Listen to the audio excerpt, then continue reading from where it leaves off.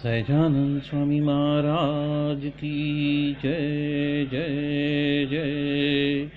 धाम धमी मुक्तो की जय जय जय। मुक्ताक्षर पुरुषोत्तम की जय जय जय। जे उत्पत्ति तथा स्थिति लय करे वेदो स्तुति उच्चरे।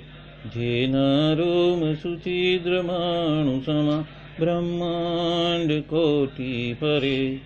माया काल रवि शशि सुरगणो आज्ञान लोपेक्षण। विवाक्षर धाम नाधिपति श्री स्वामी नारायण। महाध्यानाभ्यासं विदतमजस्त्रं भगवत पवित्रे सम्प्राप्तं स्थितिमतिवरे कान्तिकवृषे। सदानन्दं सारं परमहरिवार्ताव्यसनिनं गुणातीतानन्दं मुनिवरमहं नौमि सततम्। अनेकेभ्यो सद्भ्यो विमलहरिविज्ञान ददतं। भुविर्ब्राह्मी विद्या हरिवचनरूपामुदयतं। हरिध्यानासक्तं शुभगणमनाद्यक्षरमहं गुणातीतानन्दं सकल गुरुमुदे मुनिवरम्। सहजानंद स्वामी महाराज की जय जय जय। अनादि मूल अक्षर मूर्ति सद्गुरु श्री गुणातीतानंद स्वामी की बातें, प्रकरण 6, सर्वदेशी समझन। इसके लेखक श्री सदाशंकर भाई है। अनादि मूल अक्षर मूर्ति सद्गुरु गुणातीतानंद स्वामी की बातों के संग्रह करता स्वामी के दासानुदास सेवक श्री सदाशंकर भाई तथा श्री रावण जेठा मोरारजी है। स्वामी की बातों सद्गुरु गुणातीतानंद स्वामी के शिष्य सद्गुरु बालमुकुंदास स्वामी ने संग्रहित की हुई जानी जाती है। इस बातों का संपादन संवत 1923 के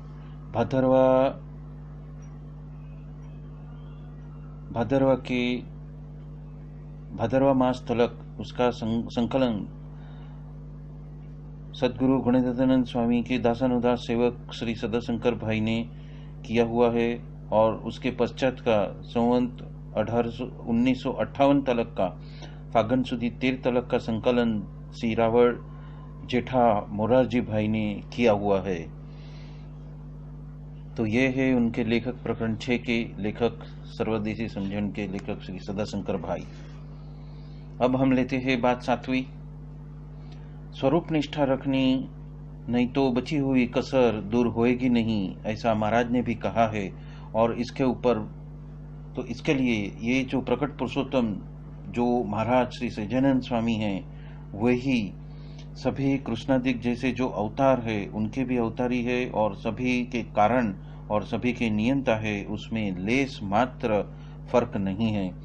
ऐसा जानकर किसी भी देवी देवताओं का भार पड़ने नहीं देना और पतिव्रता की रीत रखनी, तो सीधे ही अक्षरधाम में आप पहुंच पाओगे।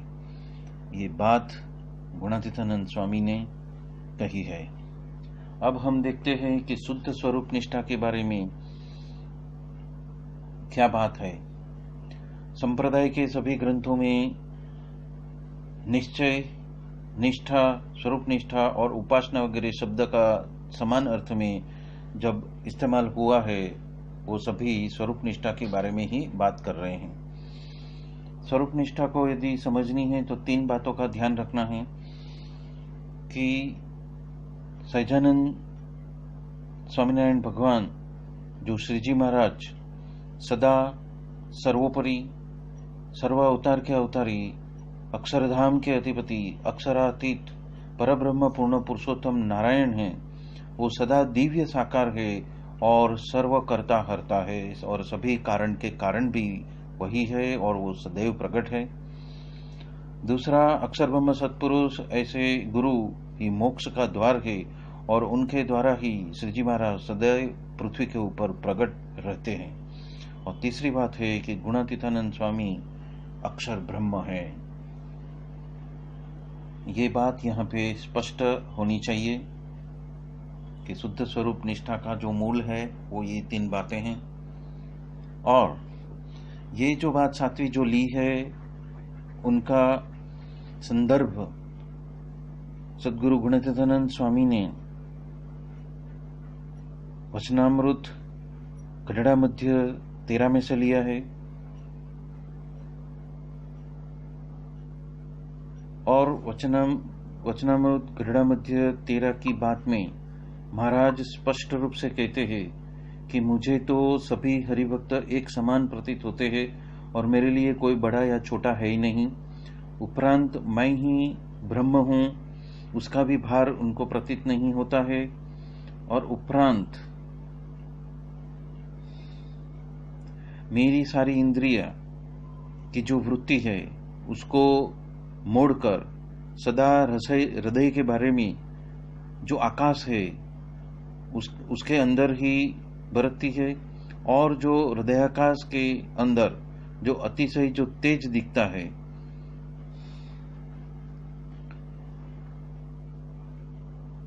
उस तेज के अंदर एक भगवान की मूर्ति प्रतीत होती है और वो अति प्रकाशमयी है। और वो ही मूर्ति पूर्ण पुरुषोत्तम श्री सहजानंद स्वामी की है। और वो तेज के वजह से अतिशय श्वेत प्रतीत होती है और वो मूर्ति द्विभुज है। और उस मूर्ति को 2 चरण भी है। वो अतिशय मनोहर है, पर 4 भुजा या अष्टभुजा या सहस्त्र भुजा से युक्त ये मूर्ति नहीं है। ये मूर्ति तो अति सौम्य है और मनुष्य के जैसी आकृति है और किशोर मूर्ति है। यह मूर्ति कभी तो उस तेज में खड़ी हुई दिखाई देती है तो कभी बैठी हुई दिखाई देती है तो कभी हरती फरती दिखाई देती है। और इसी मूर्ति के चारों ओर मुक्त के मंडल वहां पे बैठे हुए प्रतीत होते हैं और वो सभी मुक्त है वो एक ही नजर से भगवान की मूर्ति के सन्मुख देख रहे हैं। और उस मूर्ति को हम प्रकट प्रमाण में अभी भी यहाँ पे भी देखते हैं।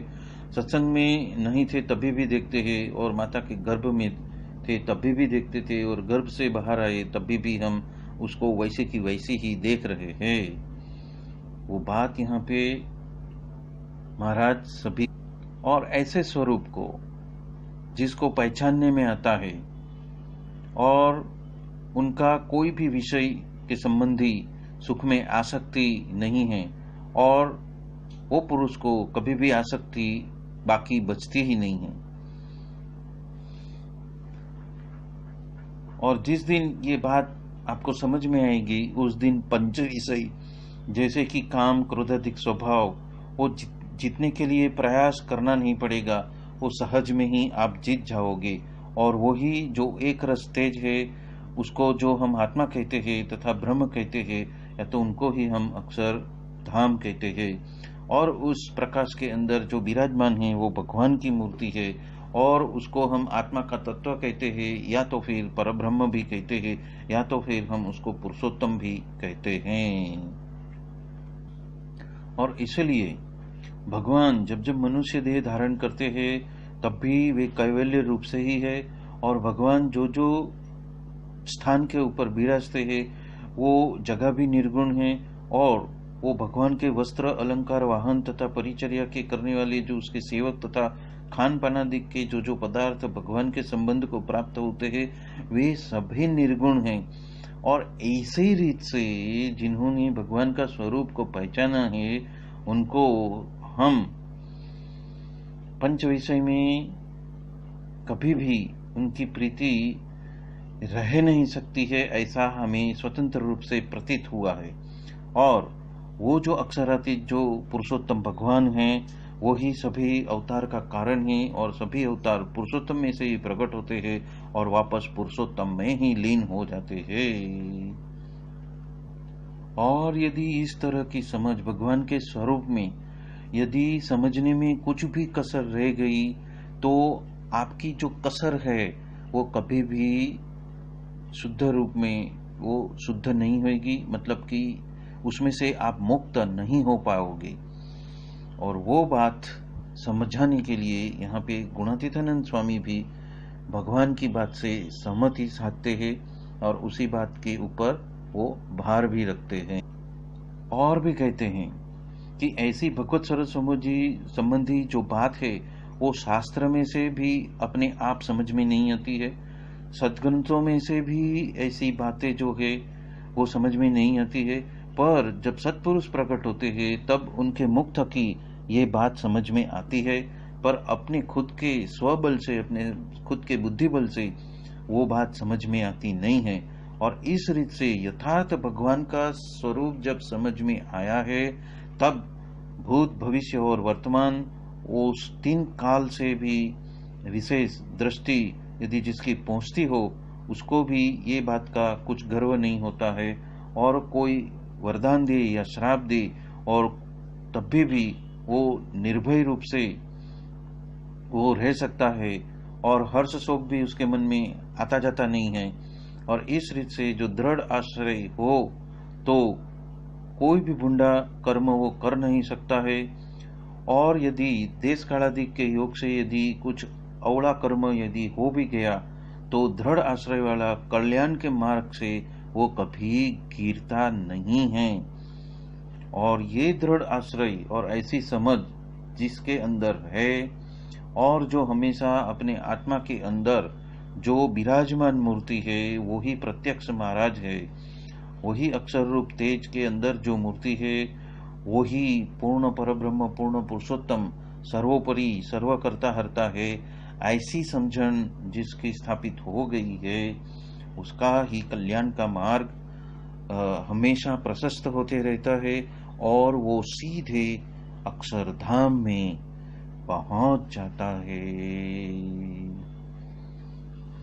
और इसी के बारे में वो कहते हैं कि बाकी सब जो भी अवतारी है वो सभी देवी देवताओं का कुछ भी भार पड़ने नहीं देना और प्रतिवेता जैसी टेक हमेशा स्थिर रखनी, तो वो सीधे ही अक्षरधाम में पहुंच जाएगा। ये बात यहाँ पे गुणातीतानंद स्वामी जताना चाहते हैं। श्री जी महाराज सर्वोपरि, सर्वकर्ता हर्ता, सर्वनियंता, पूर्ण पुरुषोत्तम स्वामीनारायण भगवान वो स्वयं है। उसके बारे में वचनामृत अंत्य 38 में भी कहा गया है कि ऐसे सर्वोपरि जो पुरुषोत्तम भगवान वो तो दया के वजह से ही, करुणा के वजह से ही जीवों के कल्याण के लिए इस पृथ्वी के ऊपर प्रकट हुए हैं और इस सभी जनों को नयन गोचर रूप से वो प्रतीत हो रहे हैं। और ऐसे जो प्रत्यक्ष पुरुषोत्तम भगवान वो अक्षराधिक सभी के नियंता है, ईश्वरों के भी ईश्वर है, सभी कारण के कारण है और सर्वोपरि वरत्य है और सभी अवतार के अवतारी है और आपके लिए, सभी के लिए वो एकांतिक भाव के वजह से ही उपासना करने योग्य है। इसके उपरांत गुणातीतानंद स्वामी भी सर्वोपरिपणा की पुष्टि करते हुए स्वामी की बातों में प्रकरण 1 की 75वीं बात में कहते हैं कि ये तो अनंत भगवान के भी भगवान हैं, हम उतना ही कहते हैं, उससे विशेष हम क्या कहें। ये तो हमारे स्वयं के घर में आकर विराजित हुए हैं और जिस तरह से हम कुबा में हाथी बांधते हैं उस तरह वो यहाँ पे विराजमान है। उपरांत स्वामी की बातों में प्रकरण 2 की दूसरी बात में भी कहा है कि सर्वोपरि और सभी अवतार के अवतारी और सर्व कारण के कारण महाराज को हमें समझना है। उपरांत स्वामी की बातों में प्रकरण 2 की 123वीं बात में स्वामी कहते हैं कि अनंत कोटि ब्रह्मांड है और वो सभी ब्रह्मांड में अनंत कोटानुकोटि भगवान की मूर्तियों है और वो सभी के कारण स्वामीनारायण भगवान है, ऐसा समझना।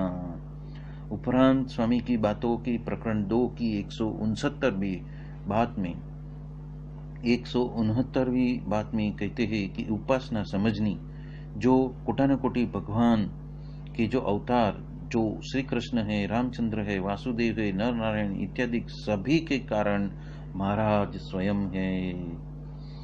उपरांत प्रकरण 3 की 12वीं बात में गुणातीतानंद स्वामी कहते हैं, महाराज तो सर्वोपरि और सभी अवतार के अवतारी, सभी कारण के कारण हैं। उसके ऊपर तो मध्य का 9वां और अंतिम का 38वां वचनामृत पढ़वा कर कहते हैं कि आज तो सत्संग में साधु, आचार्य, मंदिर और मूर्तियों वो भी सर्वोपरि है, तो महाराज सर्वोपरि हो उसमें क्या कहना। तो वो सर्वोपरि ही है ऐसा समझना और यह समझ को दृढ़ करना। प्रकरण 5 की 281वीं बात में भी कि ऐसे सूर्य के जिस तरह से किसी को सूर्य के समान किसी को हम कह नहीं सकते, उसी तरह इस भगवान को भी हम किसी की उपमा नहीं दे सकते।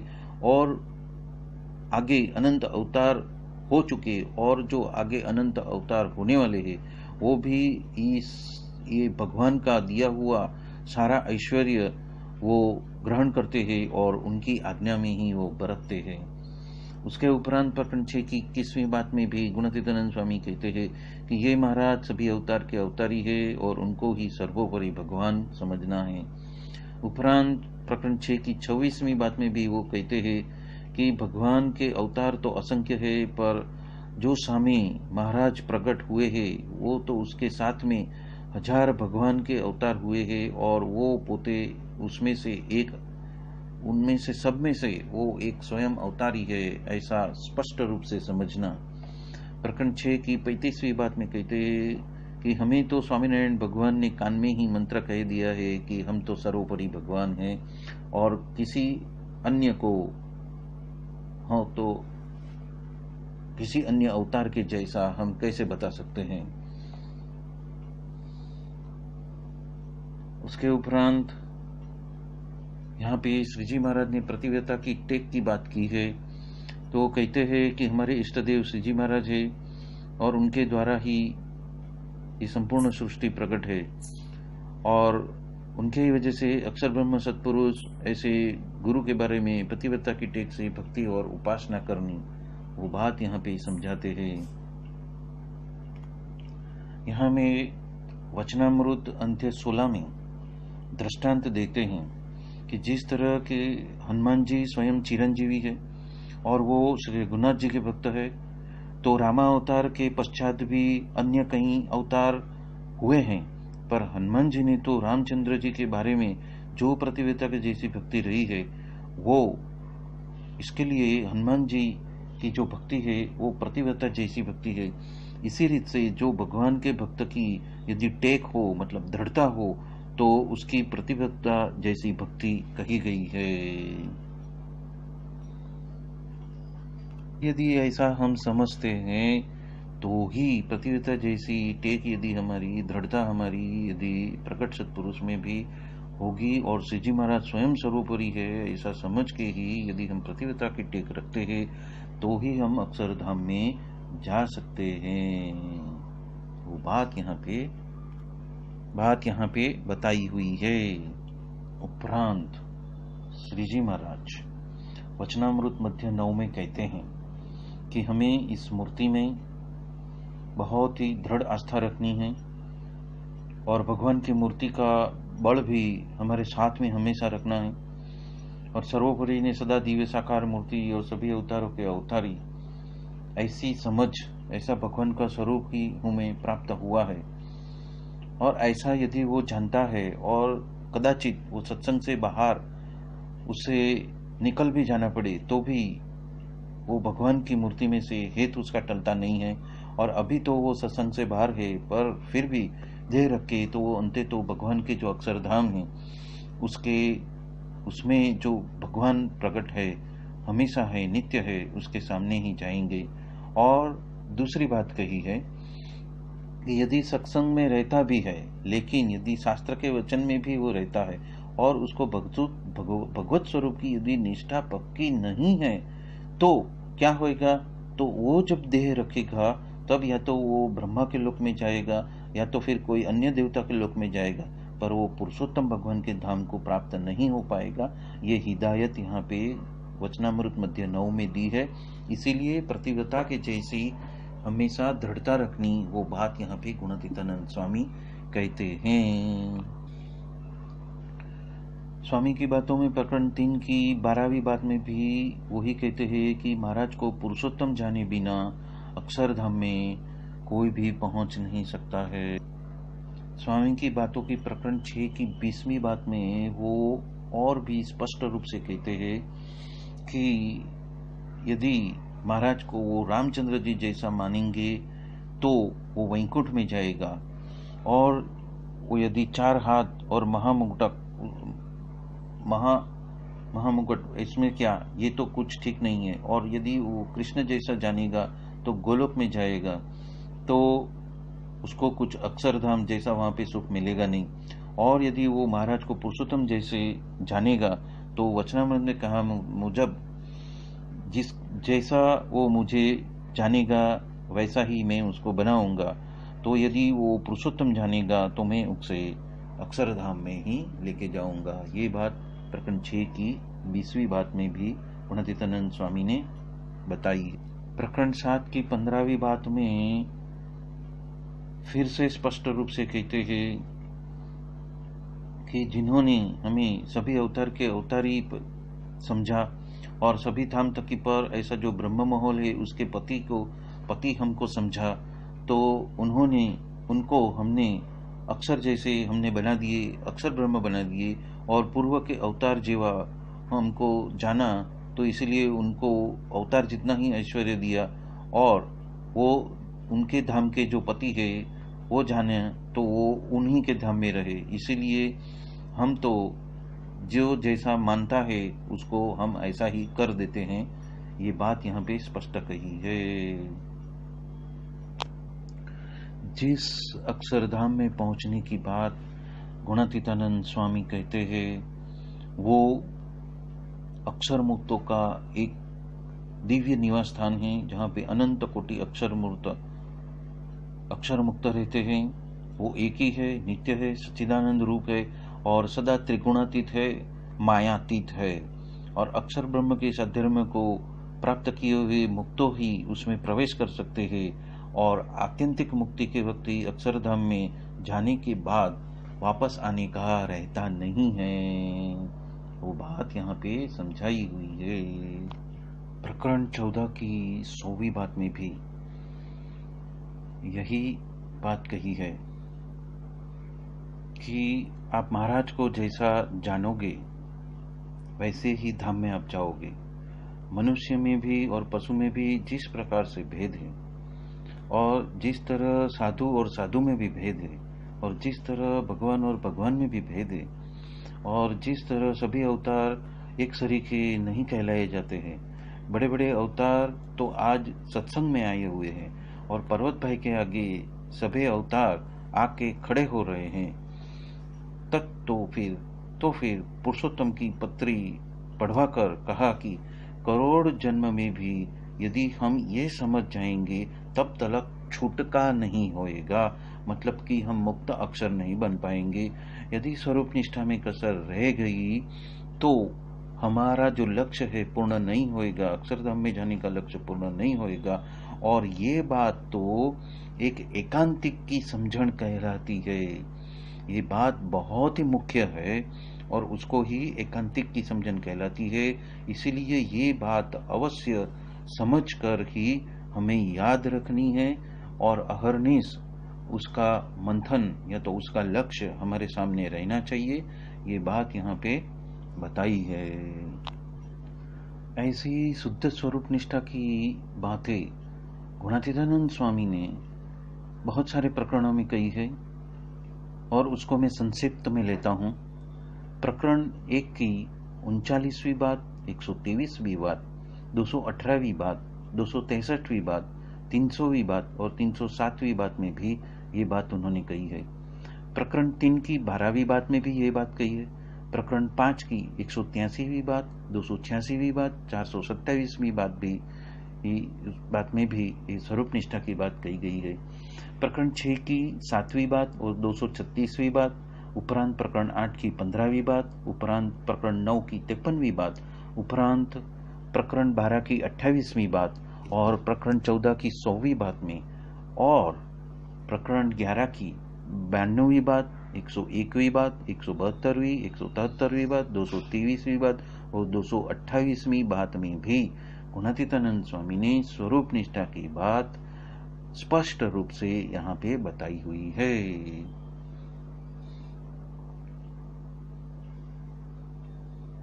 इसी के साथ में ये आज का वक्तव्य यहाँ पे ही संपन्न करता हूँ।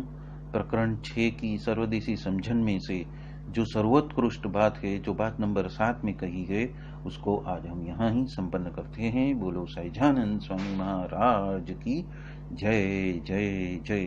धाम धमी मुक्तों की जय जय जय। सर्व गुणातीत समाज की जय जय जय। सर्व गुणातीत सत्पुरुषों की जय जय जय।